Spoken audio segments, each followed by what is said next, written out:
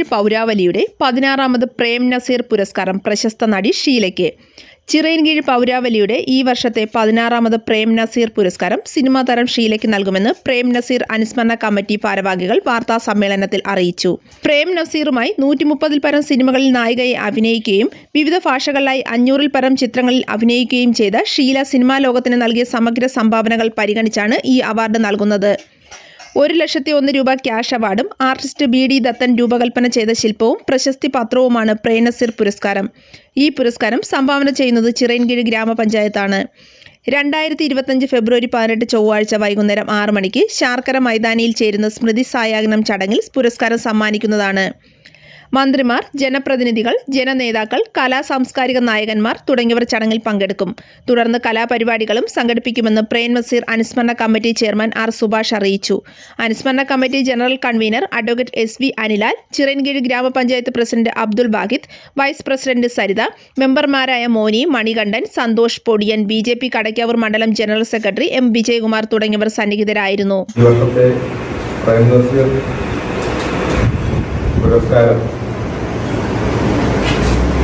അതിൻ്റെ പ്രഖ്യാപനം നടത്തുന്നതിനാണ് ഇന്ന് നമ്മൾ ഈ പത്രസമ്മേളനം വിളിച്ചേർത്തിട്ടുള്ളത്.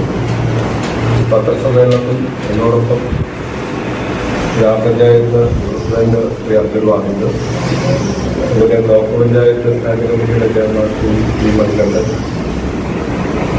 നമ്മുടെ ജനറൽ കൺവീനർ ശ്രീ അനിലാൽ, ശ്രീ ബാബു, നമ്മുടെ BJPയുടെ നേതാവ് ശ്രീ M വിജയകുമാർ, നമ്മുടെ ചിറയൻകീഴിലെ ഏറ്റവും മുതിർന്ന കലാകാരനായിട്ടുള്ള പ്രശസ്തനായ ശ്രീ യൂറി ചിറയൻകീഴ്, ഗ്രാമപഞ്ചായത്തിൻ്റെ വൈസ് പ്രസിഡന്റ് ആർ സരിത, കോൺഗ്രസിൻ്റെ നേതാവായിട്ടുള്ള ശ്രീ വിജയകുമാർ എന്നിവരാണ്. അതിലും മറ്റ് കമ്മിറ്റി ഭാരവാഹികൾ വിജയദാസും CPIയുടെ നേതാവുകളുണ്ട്. അതുപോലെ CPIയുടെ നേതാവ് പ്രസിഡന്റ് രാധാകൃഷ്ണൻ, ഇവിടുത്തെ നമ്മുടെ എല്ലാ പൊതുകാര്യങ്ങളിലും ഇതിൽ നിന്ന് പ്രവർത്തിക്കുന്ന വാർഡുമ്പറായിട്ടുള്ള ശ്രീ മോനി ശാസ്ത്രിയുണ്ട്, നമ്മുടെ സന്തോഷ് കുമാറുണ്ട്, ദീർഘകാലമായി കമ്മിറ്റിയുടെ സജീവ ഭാരവാഹി പ്രവർത്തനമാണ്. അതുപോലെ നമ്മുടെ ആശുപത്രി ജീവനക്കാരുടെ ഒരു തൊഴിലായിട്ട് തന്നെ എല്ലാ കാര്യങ്ങളും ഉള്ള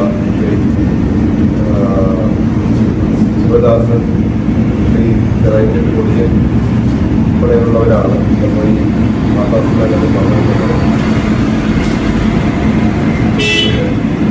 ഈ വർഷത്തെ പ്രേം നസീർ പുരസ്കാരം ദീർഘകാലം മലയാള സിനിമയിൽ നായികയായി അഭിനയിച്ച് ഏറ്റവും കൂടുതൽ ചിത്രങ്ങളിൽ പ്രേം നസീറിനോടൊപ്പം നായികയായി അഭിനയിക്കുകയും ചെയ്ത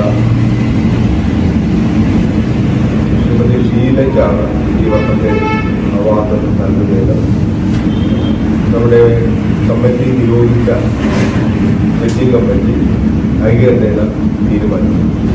അടുത്ത മാസം 18-ാം തീയതി, ഫെബ്രുവരി 18-ാം തീയതി ശാർക്കര മൈതാനിയിൽ വെച്ച് ഈ പുരസ്കാര വിതരണം നടക്കും. ഈ പുരസ്കാരം ഏർപ്പെടുത്തിയിട്ടുള്ളത് ചിറയൻകീഴ് ഗ്രാമപഞ്ചായത്താണ്.